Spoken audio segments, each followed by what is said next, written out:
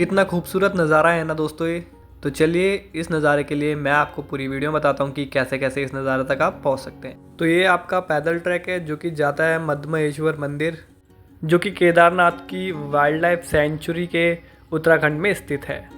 तो जो ट्रैक है आपका वो चोपता से 15 किलोमीटर आगे रांसी विलेज से स्टार्ट होता है और रांसी विलेज से मद्महेश्वर मंदिर का जो रूट है वो आपका 15 किलोमीटर के आसपास है, जो कि बहुत ही ज़्यादा खूबसूरत और मन को भाने वाला है। स्टार्टिंग का जो ट्रैक है वो नीचे की ओर जाता है, जो कि खूबसूरत वादियों के बीच में से होकर गुजरता है।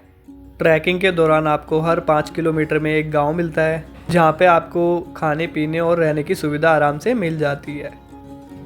यहाँ पे आने का जो बेस्ट टाइम है वो आपका मई जून से लेके और अक्टूबर नवंबर तक है, क्योंकि उसके बाद यहाँ पे चारों तरफ बर्फ़बारी हो जाती है जिस तरह से केदारनाथ में होती है। कृपया करके आप ड्यूरिंग द ट्रैक शॉर्टकट लेने का ना सोचिए, आपको इस ट्रैक के लिए फ़िज़िकली फ़िट रहना पड़ेगा। बीच बीच में मैं आपको खूबसूरत वादियों के नज़ारे दिखाऊंगा। जितना सुंदर फ़ोन में दिख रहा है उससे कई गुना ज़्यादा आपको हकीकत में दिखेगा।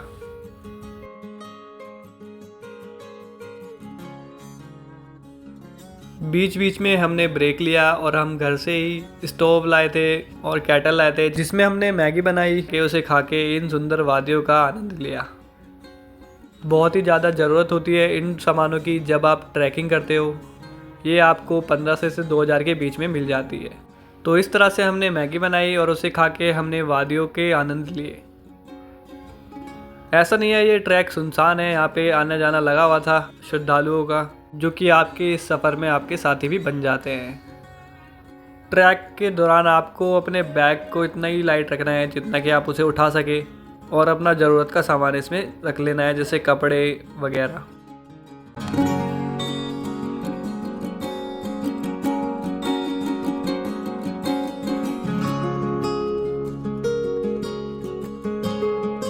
बीच बीच में जब आपको खूबसूरत नज़ारे दिखते हैं तो उसे देख के आपकी जो ट्रैकिंग की थकान होती है वो पूरी तरह से ख़त्म हो जाती है।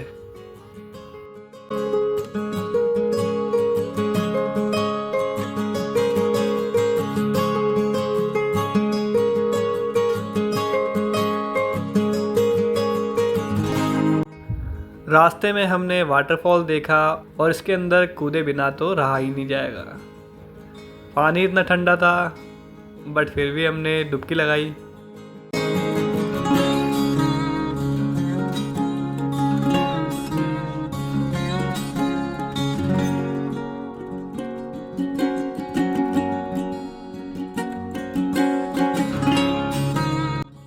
तो मद्महेश्वर मंदिर के हम बहुत नज़दीक आ चुके थे, बट उससे पहले 2 किलोमीटर की ऊंचाई पे ये वाली चोटी दिख जाएगी आपको, जो कि आपको एक बहुत ही खूबसूरत नज़ारा देगी, जहाँ पे बैठ के हमने चाय बनाई और साथ ही साथ हमने मैगी खाई।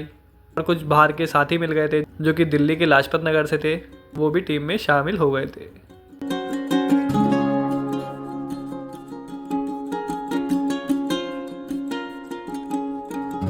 पहाड़ों में जाके चाय की चुस्की का स्वाद ही अलग था। जैसा कि आप देख सकते हो यहाँ पे श्रद्धालुओं की भीड़ इतनी नहीं है जितनी आप केदारनाथ में देखते हो, क्योंकि ये बहुत ही एक्सट्रीम ट्रैक है एक तरह से देखा जाए तो, और साथ ही साथ बेहद खूबसूरत भी। बट जैसा कि मैंने बताया था, बीच बीच में आपको गांव मिल जाते हैं जहाँ पे आपको रहने खाने पीने की सुविधा मिल जाती है।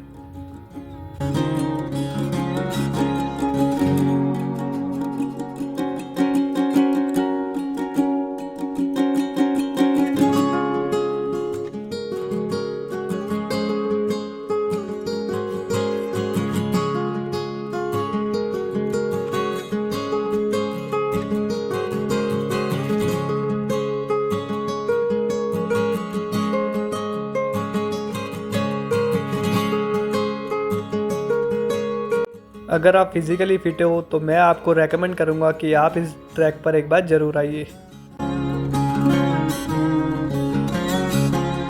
तो हम मद्महेश्वर मंदिर के बहुत ही ज़्यादा नज़दीक आ चुके थे, जिसका व्यू आपको इस तरह से दिखता है।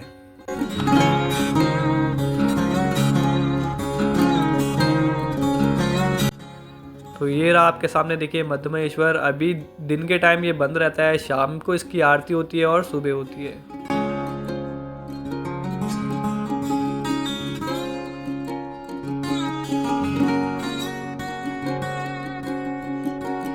मंदिर के ही आसपास रहने खाने पीने की जगह थी, जहाँ पे आप शेयरिंग में भी रह सकते हो और साथ ही साथ सेपरेट बेड भी ले सकते हो, जो कि आपको 1000 रुपये के अंदर अंदर मिल जाता है।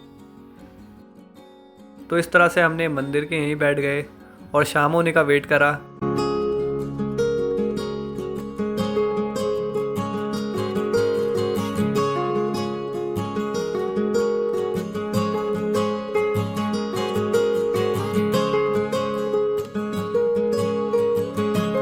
तो ये रहा मंदिर से ऊपर 2 किलोमीटर का व्यू। तो आप इस व्यू का आनंद लीजिए।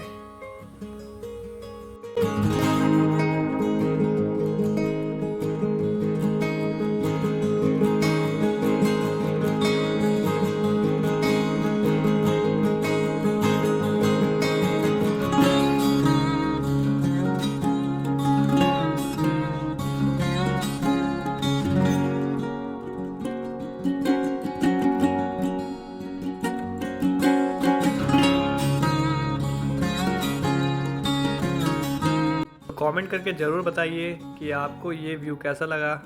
क्या आप भी यहाँ पे आना चाहते हो एक बार और आनंद लेना चाहते हो इन खूबसूरत वादियों का? तो कमेंट करके ज़रूर बताना।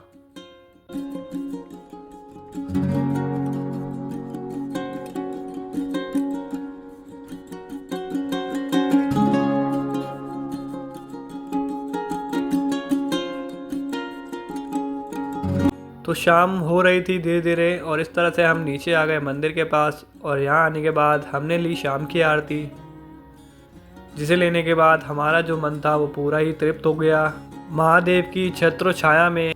और वहाँ पे हमने एक दिन बिताया और हमने सुबह की भी आरती ली और इस तरह से हमने अपनी जो यात्रा थी उसको समाप्त करा।